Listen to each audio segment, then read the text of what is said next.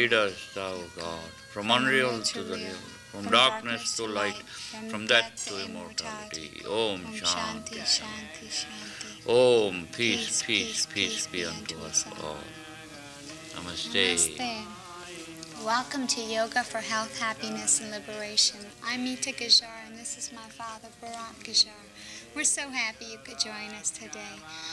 We're going to be doing a third show on Lord Buddha today.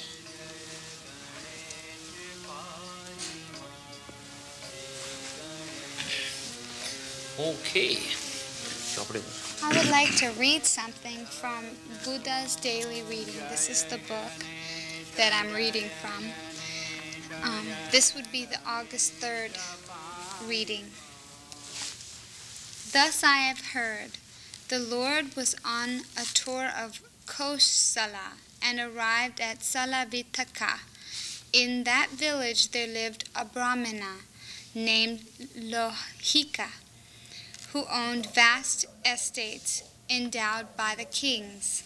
He was of the following view: a recluse or Brahmana who has reached a certain inner state would not tell anyone about it. That means the siddhas, the boons that you get through meditation. What can one do for another? To tell others is a form of lust, and while telling others, he enters into a new bondage. He heard people speak very highly of the Lord. One day, he sent the barber, Bisika, to the Lord to invite him for a meal. The Lord agreed to come. While escorting the Lord to Lohika's residence, the barber informed him of Lohika's view. The Lord said, "Well, that may well be."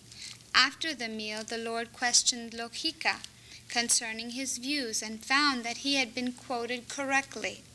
The Lord said to him, "If someone were to say, 'The Brahmana Lohika has vast properties, let him enjoy all this by himself without sharing with others,' would that not be a dangerous position in respect to your dependents? Does it not mean that you do not care for their welfare? Would that not engender enmity in their hearts? Is that not an unsound principle? And would not the person who is the author of this unsound principle that creates such a dangerous situation go to hell?" Lohika admitted, "Yes, even so. Is the person who says that the recluse or Brahmana who has reached a good state should not teach others, for then that would be putting obstacles on the path of people who might otherwise enter the discipline and rise even to arahantship." Now I think need to make a remark on these things. Now, if you are preaching something, if you have reached certain levels and you want to preach that, it has the ego consciousness.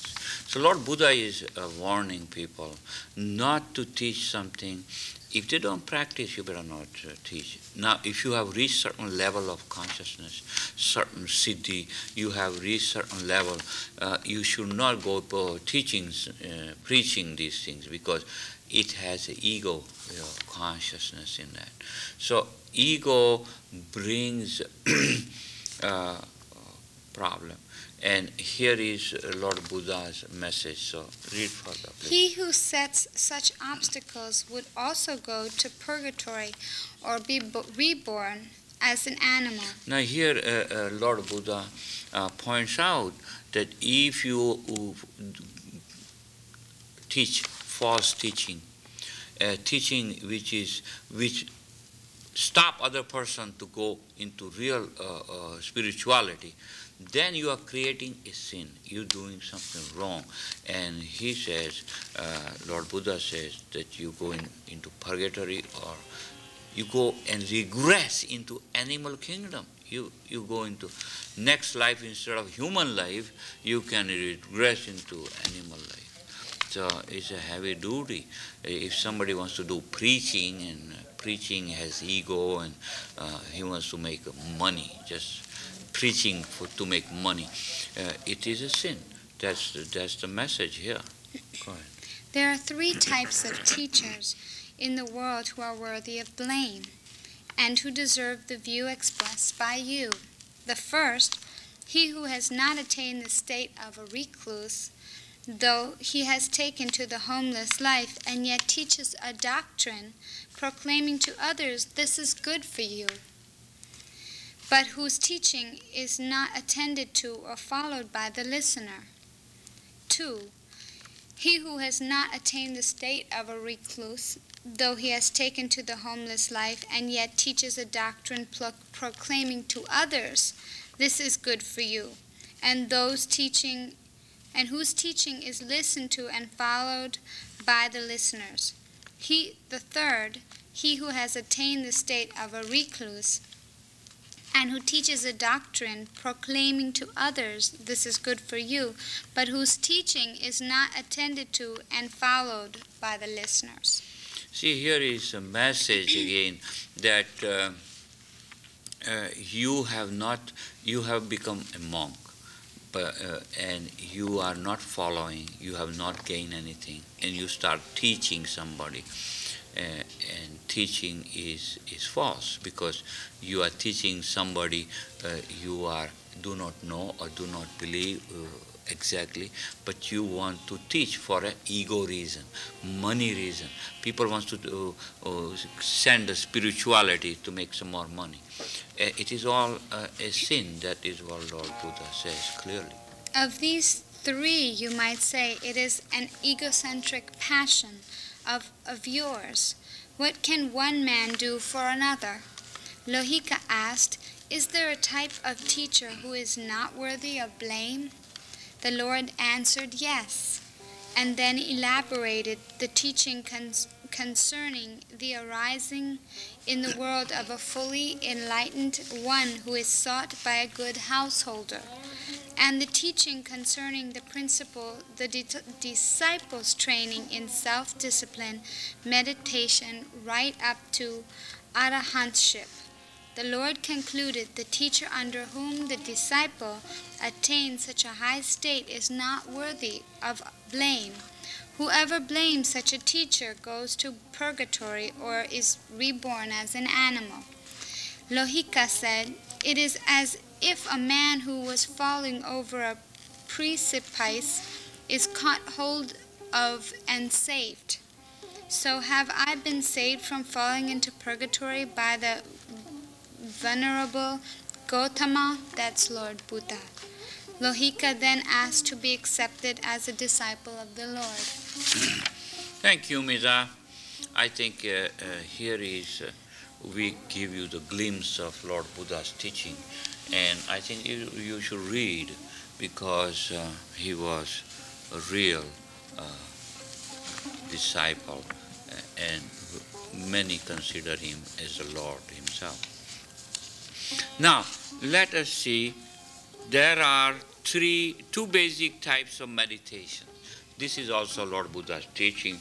Lord Buddha says there are 2 types of meditation. One is samatha and another one vipassana.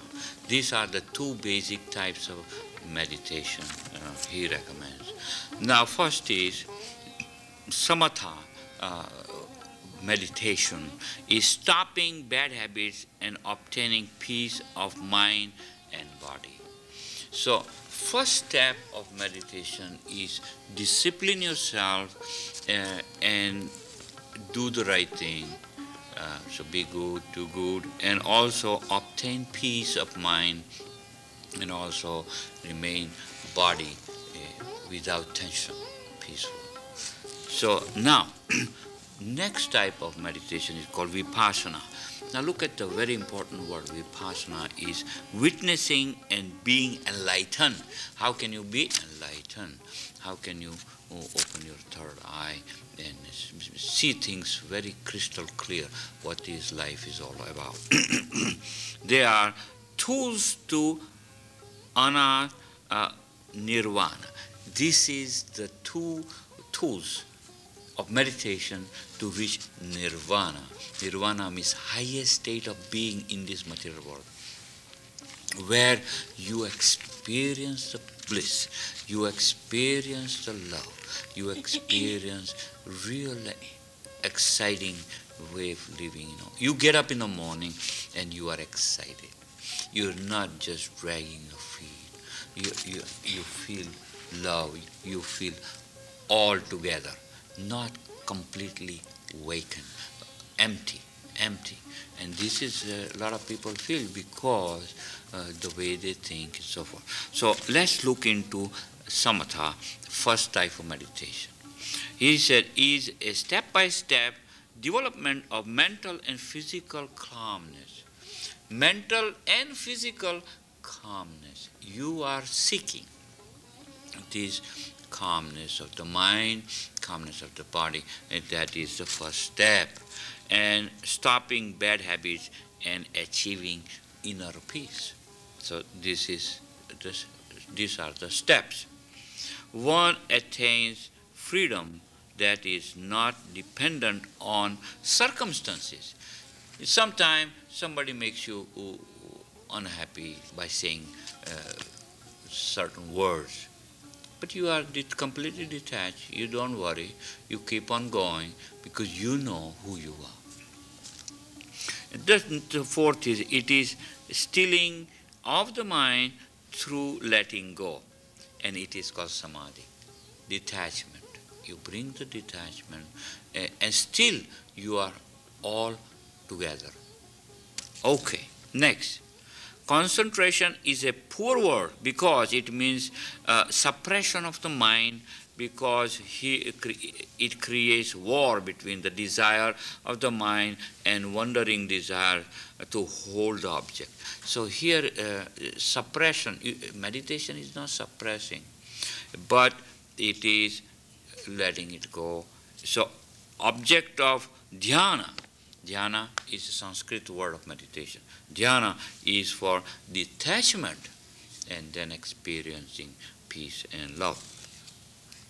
Samatha has the dual nature of letting go and pointedness. To do that, there are two approaches here. First approach is analoga technique, that is to feel part of the body, such as the arm relaxation. It's a relaxation technique where you say, leg, please relax. My arm, relax. My throat, relax. My back, relax. So it is a yoga relaxation technique, and that technique is one of the techniques to relax your body. Contemplation is another one, that is to rest the attention on a specific object and gently return to there each time it wanders. So in the mind you have an object and concentrate on an object. When the mind goes sideways, bring it back to that object and teach the mind to concentrate. And once you learn to concentrate, you will experience love, you will experience peace, and your mind will be steady. So that is the objective of contemplation. Now once you have reached, so there are some techniques. Here is Buddhist tradition is to give breathing, some beginners some breathing technique which follow, watch the breath. In your meditation, there are 108 different types of meditation. But one of the meditation is to watch the breath. But don't force the breathing, exhale, inhale. Don't. But it has to be normal, and you are just watching. So mind cannot do two things at one time. It can do only one thing. And if you are watching, then mind will stop wandering around the material world and so forth. You are trying to bring the contemplation here. Now Zen technique is to count the breathing. You count. Inhale 1, inhale 2, inhale 3. who constantly counting, and at one point your mind will relax. So you should try this technique. That is Zen, the Buddhist Zen, Japanese technique. Thorough approach is to be aware of the feeling of the breath of the nose, the tip of the nose. You become very aware of the tip of the nose and the lips, and at one point the body will stop being heavy, and the body will start getting lighter and lighter and lighter. And at one point you will lose the presence, you will lose the consciousness of the body, you become transcendental, you become of the whole world. There is no separation. You start merging with the whole universe. And that is a very high experience of meditation. Many Buddhists incorporate chanting of the mantra. Now, yoga technique is chanting, but some Buddhists like to use the mantra, not all of them. Now, vipassana.